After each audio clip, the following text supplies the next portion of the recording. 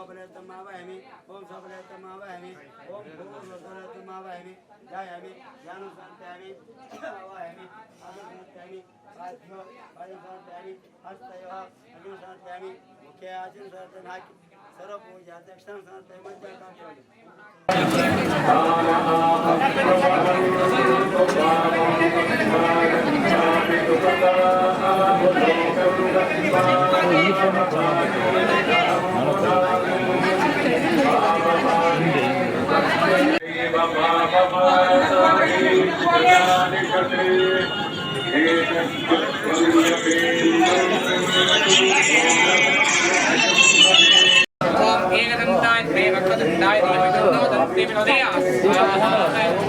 ओम गंगणपतये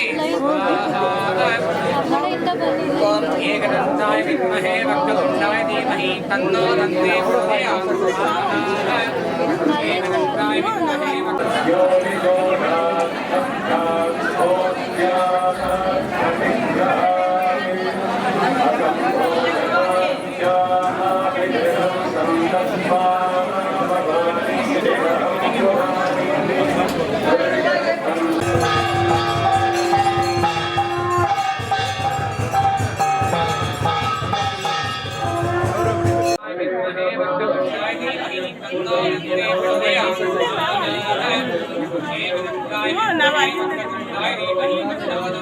ಮೊದಲನೇ ಸಲ ನಮ್ಮಮ್ಮ ಯಾವುದೋ ಯೂಟ್ಯೂಬ್ ವಿಡಿಯೋದಲ್ಲಿ ನೋಡ್ಕೊಂಡು ಇಲ್ಲಿಗೆ ಬಂದಿದ್ರು.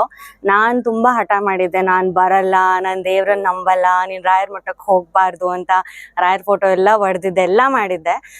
ಜೋಶಿ ಅಂಕಲ್ಲು ಫೋನ್ ಮಾಡಿ ಆಮೇಲೆ ಇಲ್ಲ ಬಾ ಪರವಾಗಿಲ್ಲ, ನಿನ್ನ ಹತ್ರ ಮಾತಾಡಬೇಕು ಬಾ ಪುಟ್ಟಿ ಅಂತ ತುಂಬಾ ಕನ್ವಿನ್ಸ್ ಮಾಡಿ ಕರ್ಸ್ಕೊಂಡ್ರು.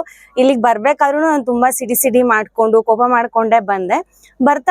ಬಂದ್ಮೇಲೆ ಸೇವೆ ಮಾಡೋದಕ್ಕೆ ಶುರು ಮಾಡಿದೆ. ಸೇವೆ ಮಾಡ್ತಾ ಮನ್ಸಿಗೆ ಒಂಥರ ಶಾಂತಿ ಸಿಗ್ದಂಗಾಯ್ತು, ನೆಮ್ಮದಿ ಸಿಗ್ದಂಗಾಯ್ತು.